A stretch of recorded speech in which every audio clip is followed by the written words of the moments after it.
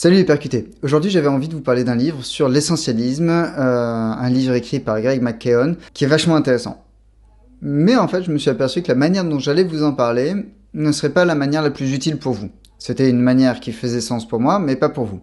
Du coup, me voilà, un peu sans filet pour une fois, mais on va y aller et ça va être super, restez jusqu'au bout parce que à la fin évidemment il y a quelque chose pour vous à en retirer. L'essentialisme, qu'est-ce que c'est? Selon Greg McKeown, que je vais appeler Greg pour aller plus vite, selon Greg, l'idée est la suivante. On est trop parasité par les choses qu'on pense devoir faire et on ne prend pas assez le temps de faire les choses qui doivent être faites. Et en fait, cette notion-là, elle est assez intéressante parce que c'est aussi quelque chose que j'ai abordé ne serait-ce que la semaine dernière sur la vente dans ma vidéo précédente, mais c'est aussi quelque chose qu'on voit régulièrement dans le développement personnel. Et en fait, c'est ça qui m'a fait dérailler de mon plan initial où je comptais vous parler de comment je structure mon business, ce qui est intéressant, mais pas actionnable pour vous. À l'heure actuelle, on a un développement personnel dont le signal surtout est parasité, qui fait que les gens, de manière générale, ne comprennent pas ce qu'est réellement le développement personnel. Il y a quelques jours, je suis intervenu sur Twitter auprès d'une personne qui évoquait un bouquin écrit « Tu réponds à des questions » et il a dit « c'est une merde de développement personnel ». Mais ça, c'est pas du développement personnel. Au mieux, c'est un questionnement pour mieux se connaître, qui est le début du développement personnel, mais c'est pas du développement personnel. Parce qu'en fait, le vrai point essentiel du développement personnel n'est pas nécessairement dans la connaissance de soi, ou pas uniquement. Et c'est ça qui est intéressant à voir. C'est là où l'essentialisme, tel que prôné par Greg McKeown, est intéressant. C'est qu'en fait, si on arrive à déparasiter tout un domaine, une entreprise, une manière de se développer, et ainsi de suite, on a ce qu'on va appeler des points fondamentaux sur lesquels il faut travailler, ou sur lesquels en tout cas notre attention mérite de se porter. Et c'est là où ça peut être vachement intéressant. C'est que si on regarde à l'heure actuelle, j'en parlais pas plus tard que tout à l'heure avec un entrepreneur, on savait au téléphone, c'est la première fois qu'on discutait. Et on parle, et donc cette personne a sa boîte depuis pas mal de temps, et on parle de comment il vend. Et je lui dis, est-ce que tu vas aller faire des concours des concours de start-up, est-ce que tu vas avoir des investisseurs? Je dis non, je vends. Et je lui dis oui, forcément, tout est plus simple quand on vend son produit. Là, le gars me répond, et il y a pas mal de gens qui l'oublient. Et c'est vrai. Il y a beaucoup de start-up qui oublient que pour vivre, il faut vendre. Que les concours de start-up, c'est pas ça qui va te faire vivre. Que les investisseurs, c'est intéressant sous certaines conditions, mais que c'est pas une fin en soi. La fin en soi d'une entreprise, c'est de vendre son produit.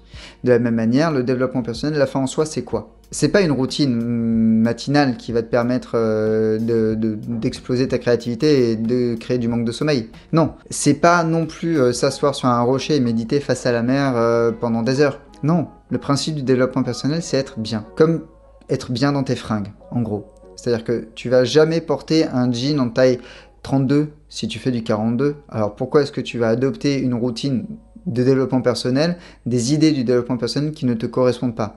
Parce que quelqu'un t'a dit de le faire? Ça, c'est pas du développement personnel. Ça, c'est de la manipulation. Le vrai développement personnel, celui que je prône, et je sais que je suis pas le seul, c'est quoi? C'est prendre une personne telle qu'elle est et lui permettre d'aller là où elle veut. C'est ça. Et d'ailleurs, c'est comme ça que j'ai résumé la bienveillance percutante en prendre les gens comme ils sont, les accompagner pour qu'ils deviennent qui ils veulent. Et ça marche aussi avec les entreprises, évidemment. Pourquoi je te parle de ça? Parce qu'en fait, cette notion de développement personnel, elle a été biaisée. Ça a été très progressif, mais on a commencé à dire que le développement personnel, c'était la méditation, c'était la pleine conscience, c'était la loi de l'attraction. Mais non, en fait, le développement personnel, c'est quoi? C'est un processus personnel qui te permet, à terme, de devenir la personne que tu as envie d'être. Et s'il y a une personne qui te prône autre chose que ça, c'est le moment de lui mettre un gros taquet dans les dents, au moins verbalement, et de partir très très loin. Parce que là, t'es pas face à du développement personnel, t'es face à du dressage. Et à mon avis, t'es pas quelqu'un qui va accepter qu'on le traite comme un caniche de cirque et qu'on lui fasse sauter des cerceaux et des conneries comme ça. Qu'est-ce que c'est vraiment le développement personnel? Le développement personnel, en tout cas, quand t'es accompagné par quelqu'un comme moi, c'est quoi? C'est, on fait une analyse de la situation, on décide de ce qu'on veut mettre en place, met en place tout ce qu'il faut pour que les actes posés soient les bons actes qui te mènent à l'endroit où tu veux aller. C'est ça, l'essentialisme appliqué au développement personnel. Il n'y a pas de blabla pour tout le reste. Tout le reste, c'est des outils, c'est des postures. La posture du coach, telle que je l'ai apprise, telle que je la promeux, c'est quoi? C'est une posture basse où en fait, moi, je te rien. J'ai pas d'ambition pour toi. Moi, je suis là pour te poser des questions et te permettre d'aller vers ce que tu veux par ces questions-là. Mais en fait, la personne qui pose les actes, c'est toi. La personne qui réfléchit, c'est toi. Et la personne qui, à un moment, doit être face à ces contradictions, c'est toi. Pourquoi je vous parle de tout ça? Parce qu'en fait, juste, je voulais résumer mon métier d'une manière très simple et essentielle.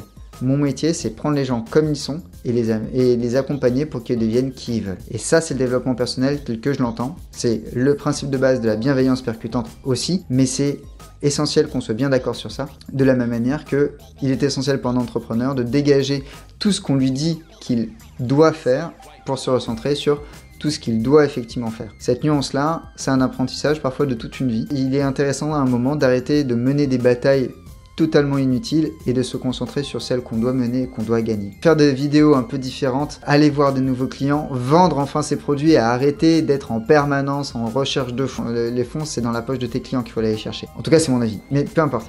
C'est ça, en fait, l'essentialisme tel que le prône Greg McKeown. Et je mettrai le lien pour découvrir son livre dans la description de la vidéo, bien évidemment. J'aimerais beaucoup que vous m'expliquiez ce que vous retenez du livre. Il est facile à lire, il est pas si long que ça, il va à l'essentiel, ce qui est plutôt bien pour un livre sur l'essentialisme, et je serais vraiment content qu'on en discute ensemble. Allez, bisous.